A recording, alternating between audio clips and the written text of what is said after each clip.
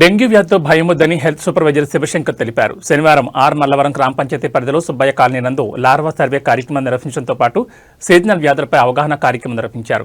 ఈ సందర్భంగా health supervisor Shivshankar మాట్లాడుతూ డెంగ్యూ వ్యాధిపై భయముద్దని తెలిపారు. ఇది ఏడీఎస్ ఈజిప్ట్ దోమ కాటు ద్వారా వ్యాపిస్తుందన్నారు.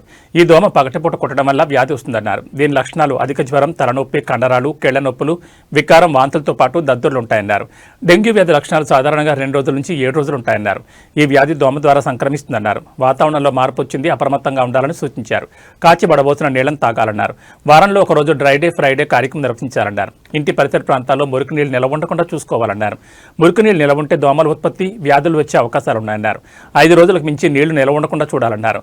దోమల నివారణకు దోమతెరలు వాడాలన్నారు. అందరం సమిష్టిగా వ్యాధుల నివారణ కోసం కృషి చేస్తామన్నారు. ఈ కార్యక్రమంలో ఆరోగ్య కార్యకర్త, ఆశా కార్యకర్త, గుర్వమ్మ, గ్రామస్తులు పాల్గొన్నారు.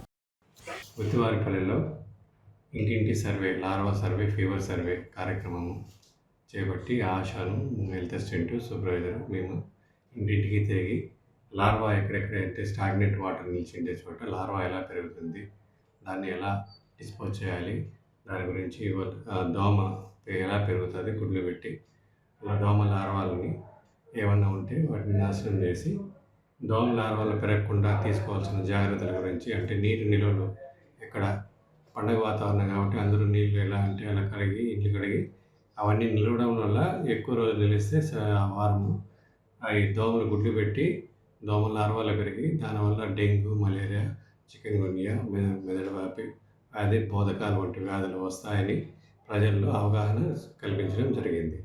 అలాగే ప్రతి శుక్రవారము డ్రై డే, ఫ్రైడే గురించి ఈ ఇంటింటికి వాళ్ళలో అవగాహన కల్పించడం జరిగింది. అంటే ఇంటిలో ఉండేవి అన్ని నీటి నిల్వల్ని శుభ్రం చేసి ఎండబెట్టి తర్వాత పట్టుకొని జరపడం తెలియజేయడం జరిగింది.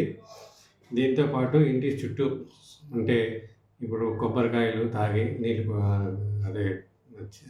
కొబ్బరి చిప్పలు పడడం వల్ల వాటిలో నీరు నిల్వ ఉండి దాంట్లో దోమలు పెరుగుతాయి. మళ్ళీ పాత టైర్లు, పాత రుబ్బు రోళ్ళు అవన్నీ అంటే మనకు తెలియకుండానే వాటిలో నీటిని వర్షపు నీరు పడి దోమలు పెరిగేదానికి ఆస్కారం ఉంటుంది. కాబట్టి అవంతా నీరు ప్రతి వారము అవి ఏమన్నా ఉంటే క్లీన్ చేసుకోవాల్సిందిగా ప్రజలకి అవగాహన చేయడం జరిగింది.